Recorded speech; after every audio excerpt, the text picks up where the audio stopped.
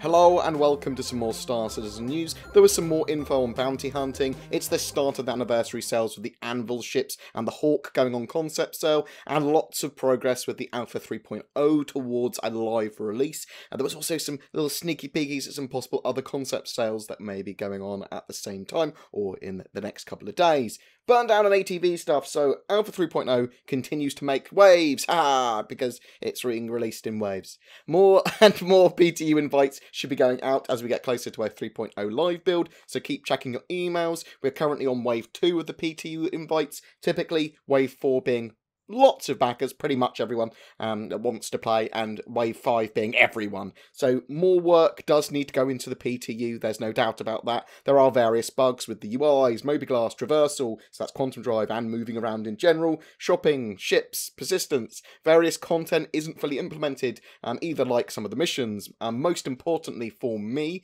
stability and performance that's got to be the most important, really. They're managing 50-player servers at the moment, which is great, but performance is erratic, going from amazing 60 frames per second sustained to 15 frames per second and choppy rendering. But server degradation and memory leaks are most likely the cause of this, as well as them constantly changing how many cores they're using on hardware and that sort of stuff. They're trying to find what is the most efficient route to get as many players in servers as possible.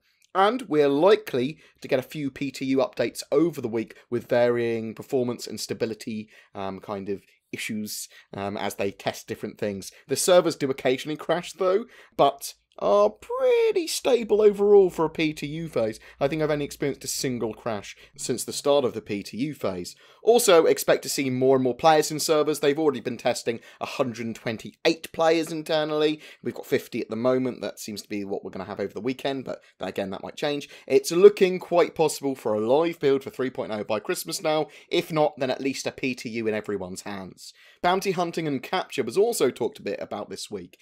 In the bounty hunting career, you'll typically want to capture targets alive if possible, though it still seems you'll be able to make money if you're a bit more reckless and murder people. There will be mechanics for subduing NPCs and players for the purposes of completing bounties, as well as killing them. When subduing them, you'll have to drag or move an incapacitated player's or NPC's body into the cargo hold or cell or status container of your ship, then deliver them to the advocacy office. This should be true of NPCs as well. The rewards will differ based on whether they are alive or dead. Alive typically being harder to achieve as it's more risky and should have a greater reward because of that.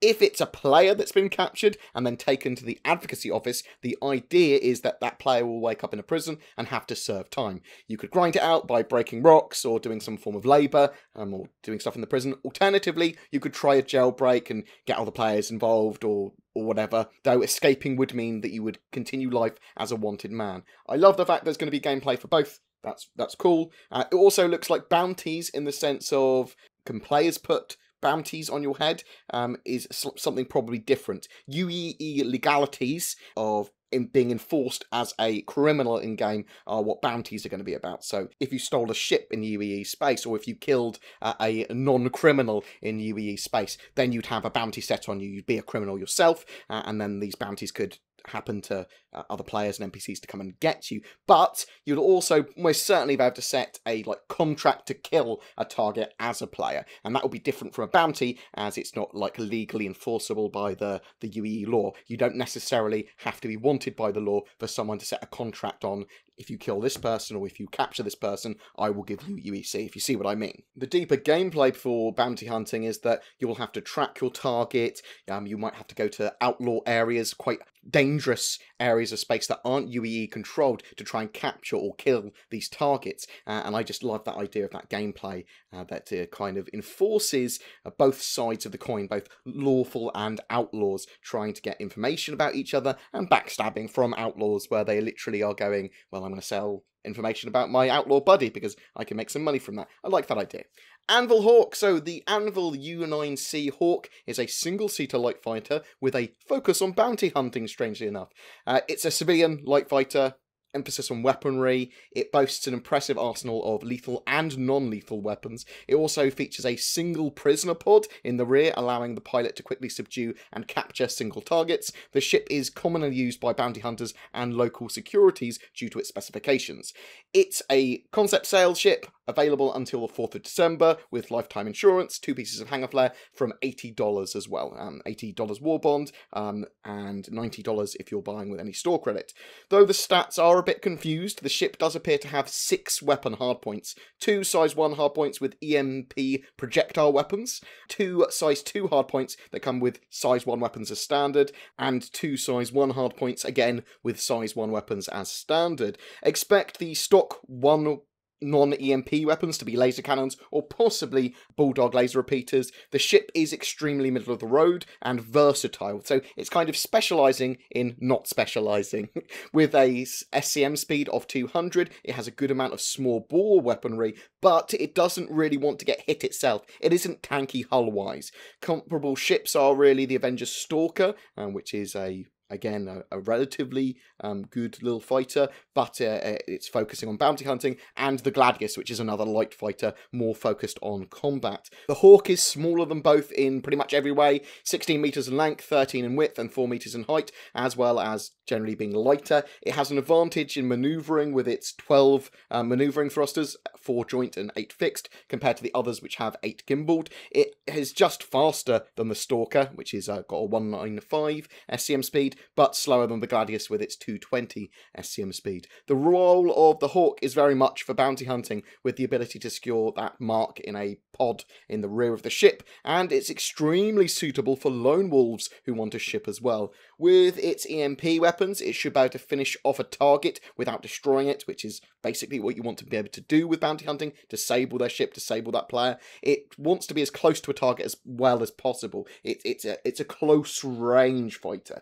Then it will use its weaponry and its manoeuvring to wear down its target. It's got a lot of those guns. Pew, pew, pew, pew. Potentially you could see some sort of very short-range shotgun type builds for this ship, obviously focusing on typically EMP for weapons for disabling players, but you could just give it a load of other weapons if you want to, whether it be ballistic or lasers, and just use it as a combat ship. The ship can also fold down into a packing mode to reduce its size. It also has a sky window in the floor of the cockpit, allowing for better pursuit of its targets from the air, so you can literally look down upon things you're above, which is pretty cool and makes it quite useful. It also looks like there are plans for possibly 2 variants in 2018. The Dire Hawk, which would add 2 scatterguns and supporting batteries, further making the ship into an actual shotgun, and the Shadow Hawk, a stealthier version. Dun dun dun. Other concept sales and sales during the week. So there are lots of ship sales until the 4th of December, all coming with 60 months or 5 years insurance. Things to look out for though are the Idris and Javelin sales, which are today and tomorrow, so on Saturday and Sunday basically, at 12:30 and 6:30 PST, selling 50 of each at those times, both today and tomorrow. Later on today, on the 25th of November, it looks like a new Aegis ship will also go on sale. There is an unidentified ship on the brochure of the Hawk that might be a big gunship or corvette. It was also mentioned in that same brochure of another combat ship from Aegis, the Bearclaw, which potentially could be what goes on sale as well, but we'll have to wait and see. On the 28th, there is what appears to be a UEE logoed sale. At the same time, the consolidated Outland ships go on sale, which will probably be the Pioneer as well as the Mustangs, and it looks as if land claims might have been the picture teasered here for that concept sale, as it doesn't seem to actually have a picture of a ship. I don't know how I feel about if you can buy land claims with real money, but I suppose we can talk about it if and how they do it in the future. On the 1st of December, it's discount game packages and starter packages.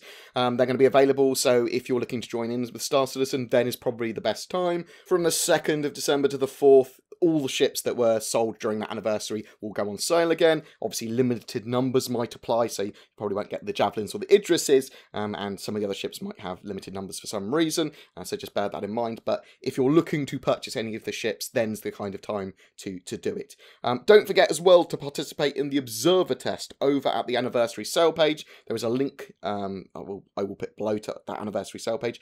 There's a little 10-question ship test. If you can identify all the silhouettes, you could win a Hawk. That page does also contain a breakdown of what days in particular manufacturers are on sale. Each of these days there will be an ATV featuring a look at the progress of each of those ships' manufacturers and progress on their various ships, updates and all that sort of jazz. I will get some dopamine and compressed updates for this during the week as well. Every month we give away a ship for November. It's a massive Pioneer base building ship donated by our featured org, the Matadors. Links below if you're looking to join a outlaw group that are active now and with 3.0 and beyond.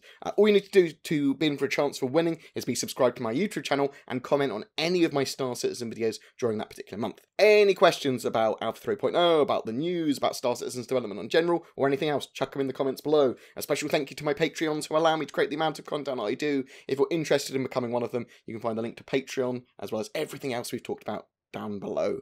Please don't forget to like and subscribe, as it really does help me, and I'll see you in the verse.